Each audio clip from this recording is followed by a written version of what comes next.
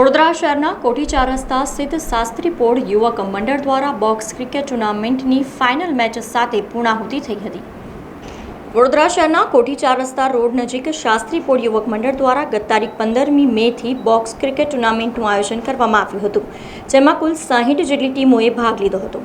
અહીં રવિવારે બાળકો માટે પણ ખાસ બોક્સ ક્રિકેટ મેચ રમાડવામાં આવી હતી, જેમાં સેમીફાઇનલ અને ફાઇનલ મેચ રમાઈ હતી, જેમાં કાંટાની ટક્કર અને ભારે રસાકસીભરી મેચમાં વિજેતા ટીમ તથા રનર્સઅપ ટીમને મનમોહન વડાપાઉં અને સમોસા તરફથી સુરેશભાઈ શર્મા અને સન્મુખ જ્ઞાનચંદાનીના વરદ હસ્તે ટ્રોફી અને સર્ટિફિકેટ આપીને સન્માનિત કરવામાં આવ્યા હતા।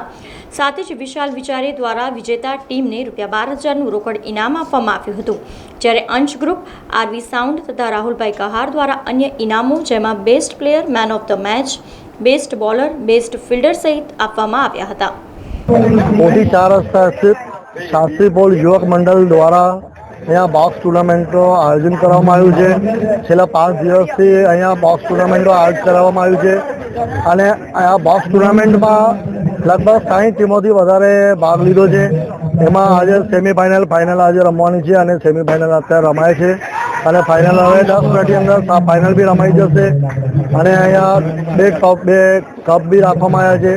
મનમોહન સમોસા અને મનમોહન વડાપાઉંના તરફથી 2 કપ બી રાખવામાં આવ્યા છે અને બીજા સ્પોન્સરો બી બીજી ગિફ્ટો આપી છે અને અહીંયા છેલ્લા 5 વર્ષથી અહીંયા પ્રોગ્રામ જે છે ને બોક્સ ટુર્નામેન્ટ રાખવામાં આવે છે અને આખી વડોદરાથી જે બી સારા બેટ્સમેન છે અહીંયા આવે છે અને 60 ટીમોથી લગભગ વધારે થઈ જાય છે અને ગયા ટાઈમે બી 50 ટીમો હતી અને આ વખતે તો 60 ટીમો થઈ છે અને બહુ ઉમંગ છે અહીંયાના જે અગ્રણી છે નાના મોટાના બધાને।